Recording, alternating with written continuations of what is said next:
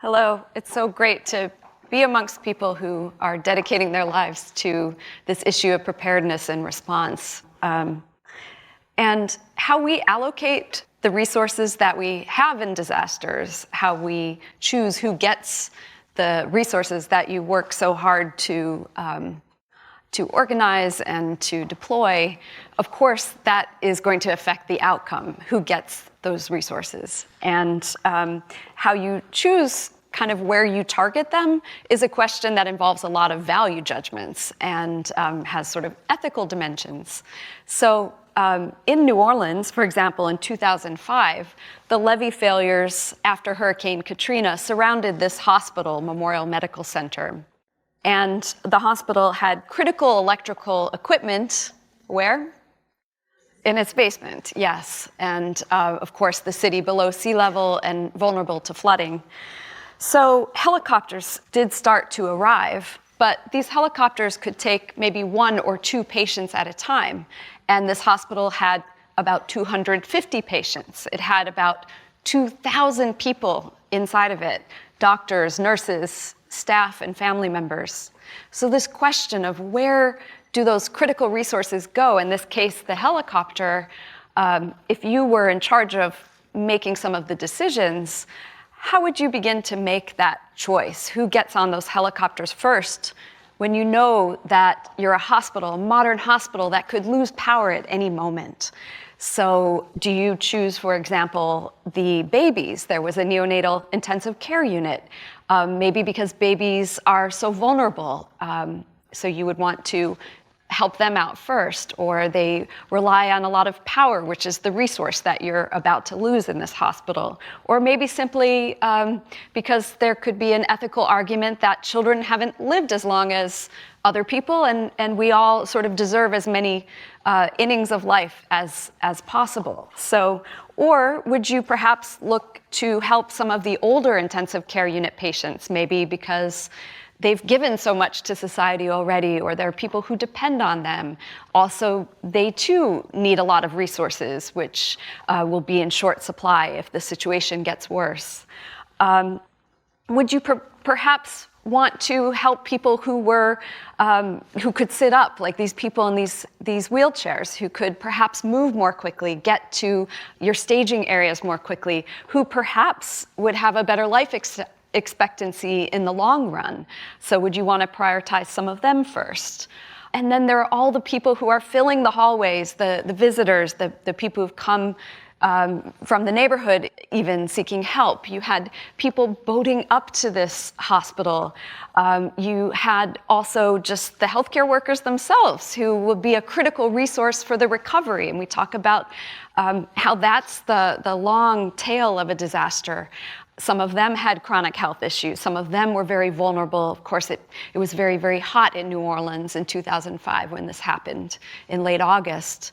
And there are even healthy children, and the staff members who brought them along to the hospital really wanted them to be rescued, wanted them out of harm's way. It was distracting them from their work to be worrying about their kids. So how do you begin to make these decisions? Obviously, a great example of where there are so many ethical dimensions, so many dimensions of values that come into these choices.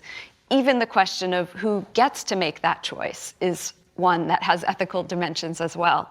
What happened in this situation was that some of the people who could move more quickly were put onto boats that were coming up to the entrance of this hospital. The water was rising that high. And then intensive care unit patients, including both the babies and the adults, were sent out on some of those first helicopters for some of the reasons that I mentioned.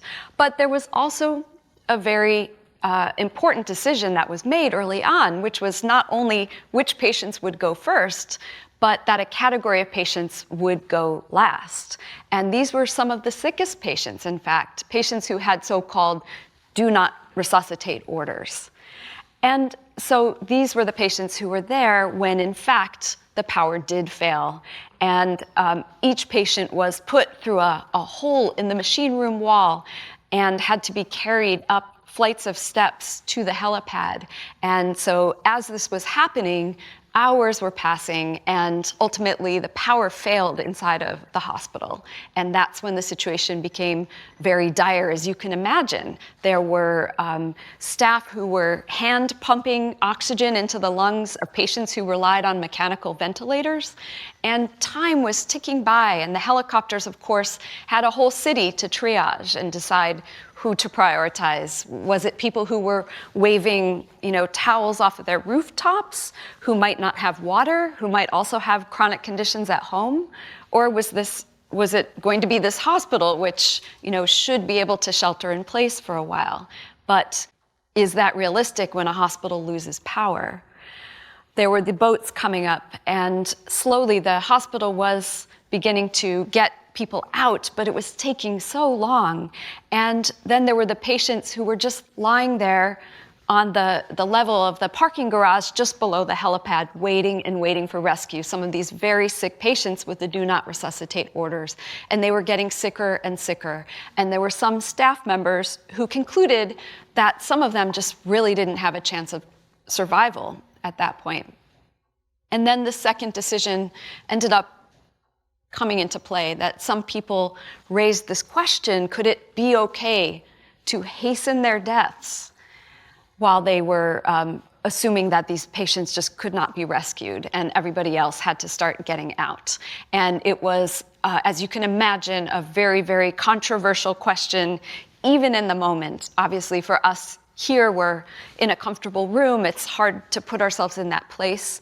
But even in that place and time, there were some staff members who said, absolutely not. This would violate the fundamental principles of medical ethics and nursing ethics.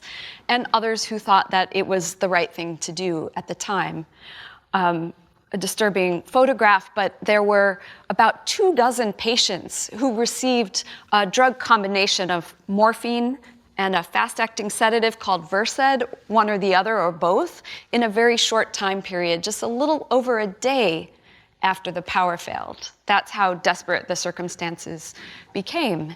And ultimately, this became a wound in the city. In fact, 2 doctors explained to me that they did, in fact, hasten the deaths of their patients intentionally.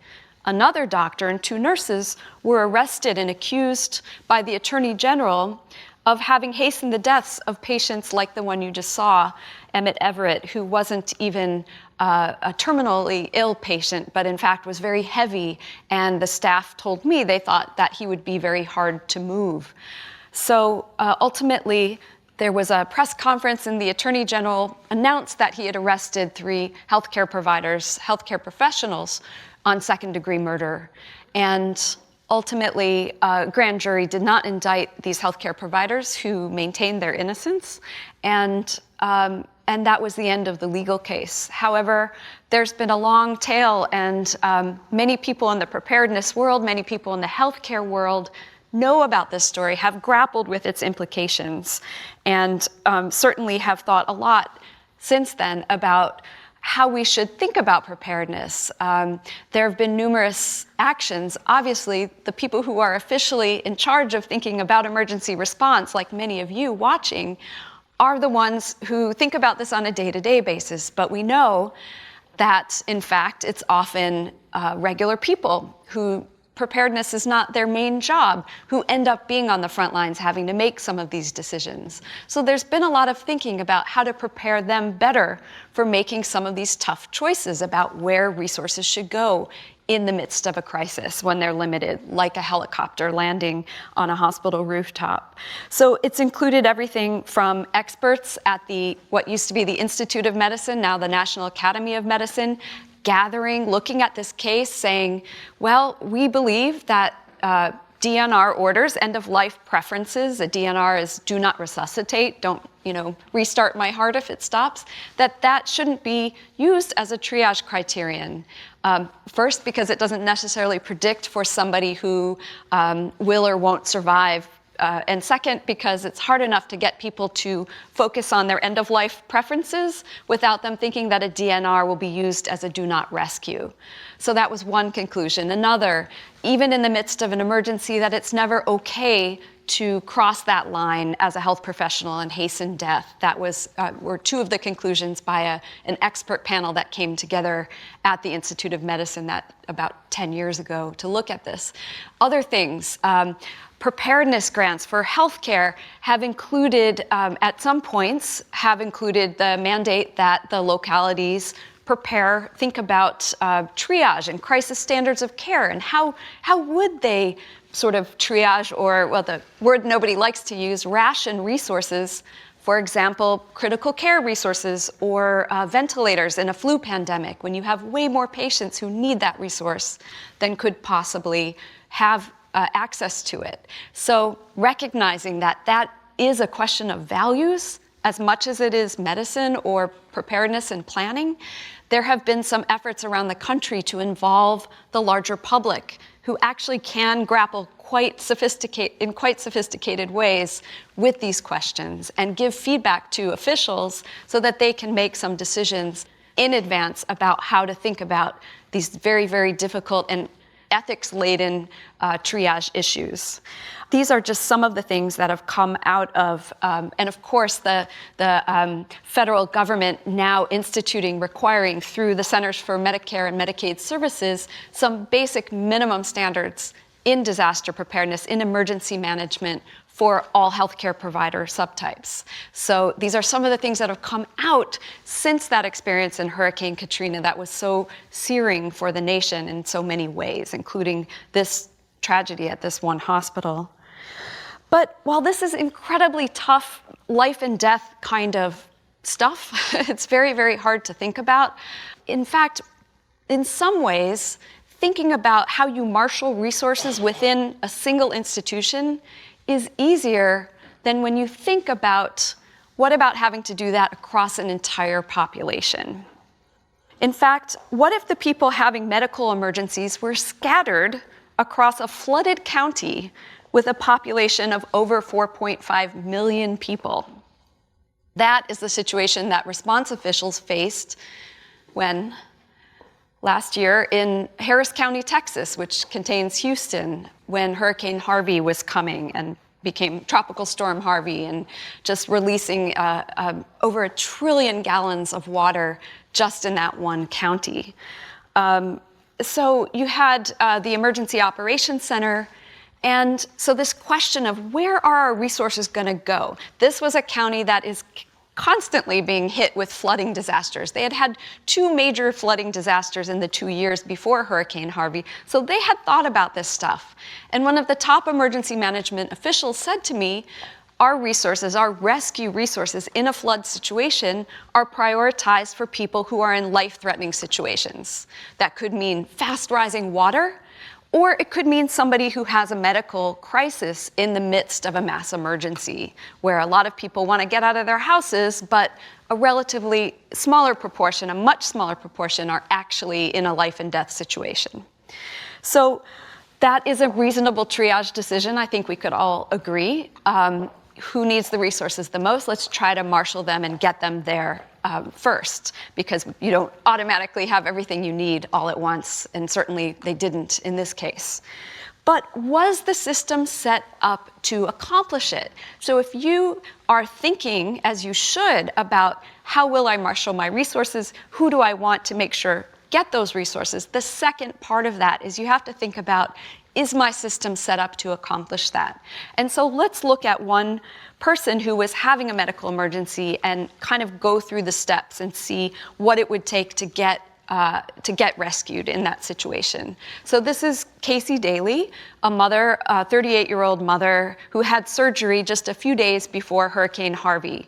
She went home. Her home was well prepared. The electricals had been moved up. They lived in a trailer park, but they had done a lot of preparations. They are used to flooding there, and so they had stocks of water, and the county official, the city official for Houston and the county official for Harris County had urged the population to stay in place. So they followed what they were told and advised to do.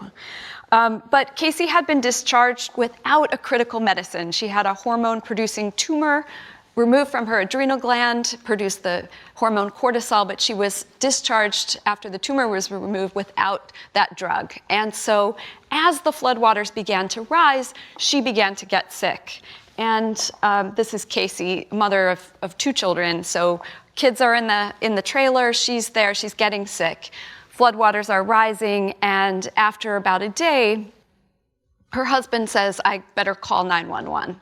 So what does it take so that's that first step, identifying where somebody needs help. So his phone had to work. Fortunately, most of the cell towers did work because by the time Harvey hit Harris County, the winds were not so high. And so that phone had to work, and it did. It went to 2 call centers. First, the sheriff's call center, which had flooded, so they were displaced, and because they were on an analog system, which we still are in most of our 911 systems, they couldn't just flip a switch and have the call go to an unaffected area. They actually had one physical backup location. So that's where the call went first. And so let's hear just a bit of that call. Okay, do you need medical or is this for a water rescue? This is for a water rescue.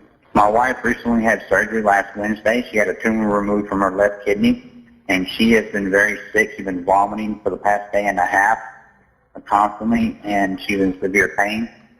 And I don't want her to get into this water in her sutures. She needs to be airlifted to a hospital. Okay. I do know that Coast Guard is out doing air rescues right here in my neighborhood. Right, I don't, probably have to get you over to the EMS in order to get that. And let's talk to South Lake Houston EMS, let them know what's going on, okay? So it's going to a secondary call center now that dispatches for fire and EMS. This is a common system in 911. County transfer for, I guess, medical and water rescue. Okay, for water rescue? Yes, my wife recently had surgery last Wednesday. She had a tumor removed from her left adrenal gland on her left kidney, and she's been vomiting for the past day and a half. And okay, how many people are in the house? I have 2 boys and me and my wife. And how old is your wife? She is 38. Okay, we do have over 1,000 calls for service in this area for assistance with evacuation. And as soon as the fire department is able to make it to this area, then you will be evacuated, okay?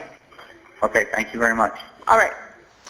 So the second call taker is at a call center that is just slammed with calls. There are, they've staffed up, usually 4 call takers. Now there are 8 call takers. They're, I think at this point we're 4 or 5 times their normal call volume.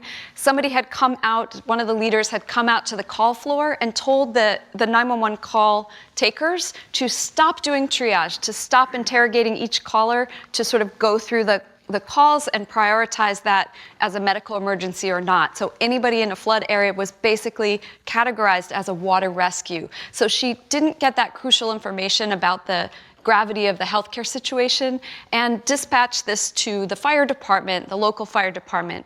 Under the county's plans, that fire department was in charge of water rescues, but that small fire department had no boats. So they didn't really have the resources. Also, because they were getting so many calls for rescue, and there were about 5 fire personnel, they basically had all of those calls going into their computer dispatch, and they would have to click open each one to even read it, to even know what the details were, like that there was a lady who was sick.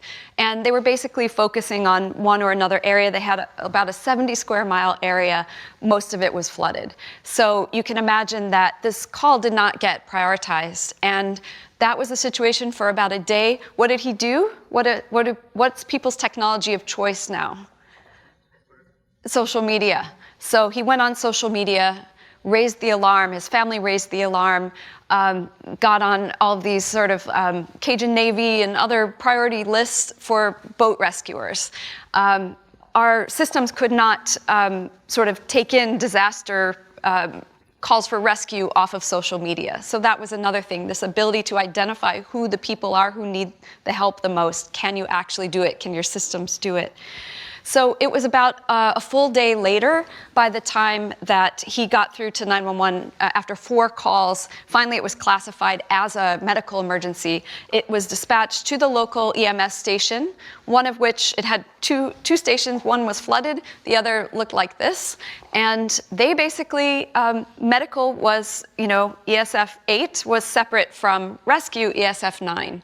So that had its own system. And who could they call on? Well, the local coalition, except they didn't have boats or helicopters. They mostly were moving patients in and out of, flooded nursing homes and whatnot. So they had to rely on the fire department, with which they had a very sort of an old rivalry, as is true in many fire versus EMS departments. They did not set up a joint command, and they would have had to call that fire department. The fire department have to call the fire desk at the county emergency operations center and then ask them for some resources, try to get some state or federal resources. So any bit of that chain fails, there's no helicopter for this family.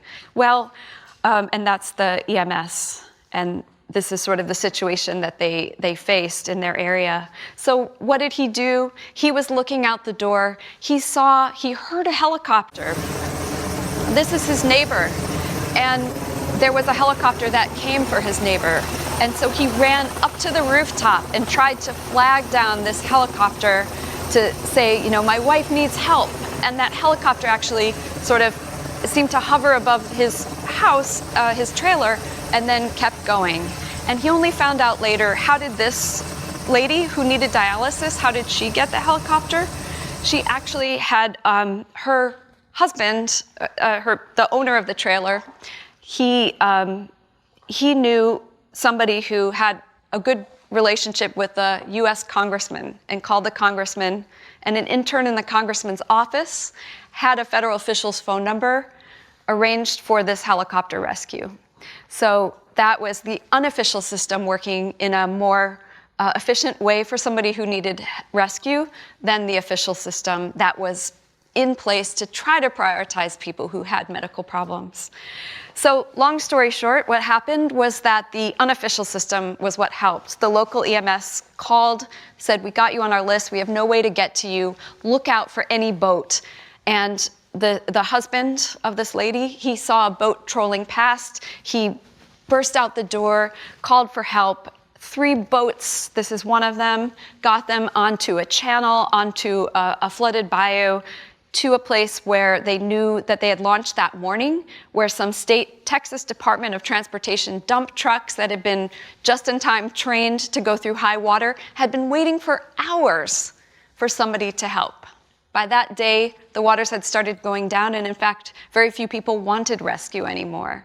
But communications, their radios only worked within their small team. They tried to find a hospital, they couldn't find their way there. Finally, they themselves called 911, got an ambulance. By that point, Casey's heart had stopped, and they couldn't bring her back. And she did get to the hospital, but after several minutes of performing CPR, they realized that she wouldn't make it, and she died by not probably ultimately because she lacked this critical medicine. So what can we take away from both of these tragic stories? I think it's just this realization to think very realistically about where you want to target your resources when you don't have enough. And you're going to be fighting to get more. That's so crucial. But in those early moments, how are you going to make sure that those resources have a good chance of getting to the people who need it the most? How are you going to think outside the box and think about the technologies that people used spontaneously, social media, and people getting online and creating Google Maps showing where people needed help? Are there ways that we can advance this in our own work, that each of you can think about in your realms, how to target those critical resources to the people who need them the most, so that we don't have a father without a wife, a son without a mother for the next emergency? Thank you.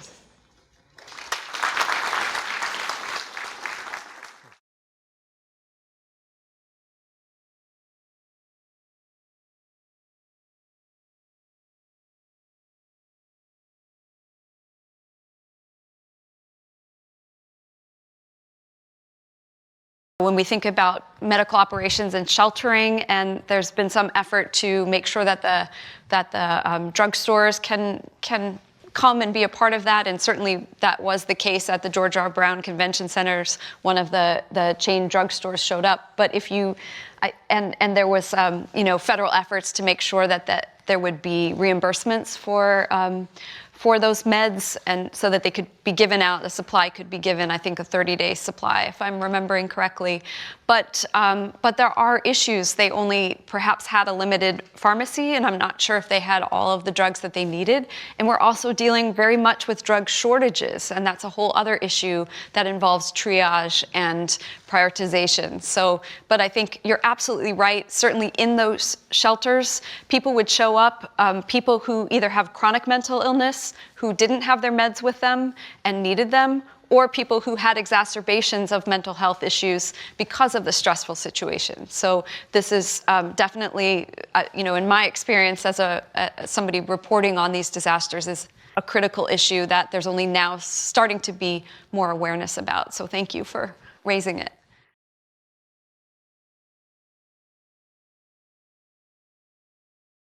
The decision to hasten death, when that moves into a legal realm, I think there's the issue of medical ethics and what medical ethics says about it, which is no, generally, post-Hippocrates.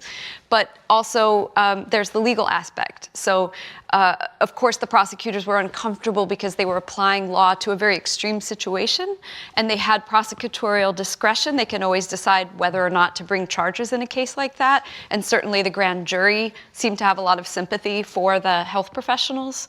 But also, there are laws. There are actual laws about that. When it comes to triage and prioritization and crisis standards of care, it's generally thought that you can, and there have been some efforts legally to build in some legislation that will support health providers who do follow kind of a standard that the medical profession has created. And so there have been a number of, I could point you to some sort of legislative efforts in various states. But you're absolutely right that there are health professionals who say, I'm not going to really change my standards so much because I'm afraid that I could be, brought up on some charges. So that there is a fear there. And I generally think that it's important for us all, when we think about disasters and changing the way that we may have to practice medicine in this example, but other really important standards that we adhere to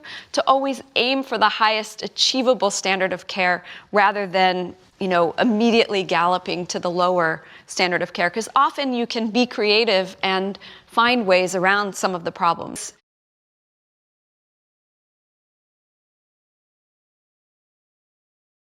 This is not only about communications, it's about a lot of things, but it still is about prioritization, because if you are a top county official who says that my systems are in place to prioritize people who need care in a life-threatening situation, you have to look at whether the system in place will actually do that. And this system of so many steps to get to that resource doesn't quite make sense. There must be a better way to orient the system around getting those resources to people who need the help.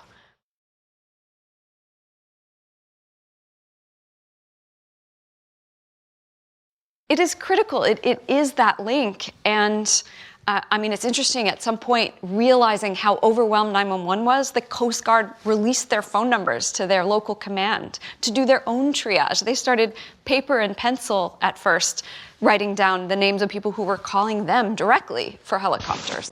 So 911 was siloed. They told me at that call center that they couldn't dispatch a helicopter. They had no communications with the federal officials. They were even afraid to call the county EOC. They sent me a recording where they gingerly called the local fire department saying, hey, we just got a call, somebody's on the top of a car and we know you're nowhere near there. Do you mind if we call the county fire desk to see if they could maybe send somebody? They were afraid to even do that. So yes, better communications. 911, it's so localized, there's very little, there's federal guidance, but not a lot of regulatory authority on that. It's very localized. So bringing up 911, making those connections, look up FirstNet, that's sort of the communications link from sort of 911 to the responders, that dedicated broadband part of the broadband spectrum that should allow better communications, and then upgrading 911 systems to something called Next Gen, which will be internet protocol based and be able to be more flexible in terms of forwarding calls and accepting multimedia and then forwarding that on to the responders at various levels. But there's so much work still to do. It's crucial. Harvey really has taught me that, wanting to target people who really need help, we need to invest more in these public safety systems and making them work.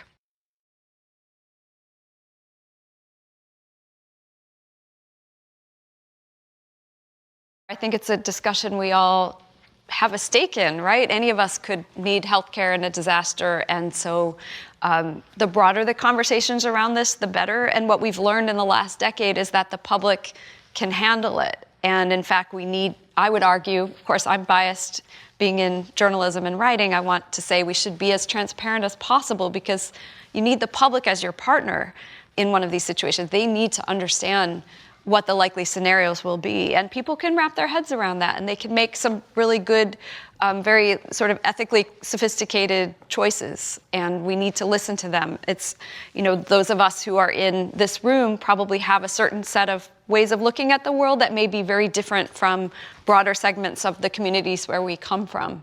And you find yourself being surprised. I've gone to a number of these workshops that brought in the public, and the people who organize these, when they have open minds, they always learn something. They always think, oh my God, I never thought about that. Or this equity issue that will magnify itself if we do triage our resources in a certain way. We're going to be biased against this whole group of people we never even imagined. So this is really important to have these broad conversations, and I urge you to have them in your communities.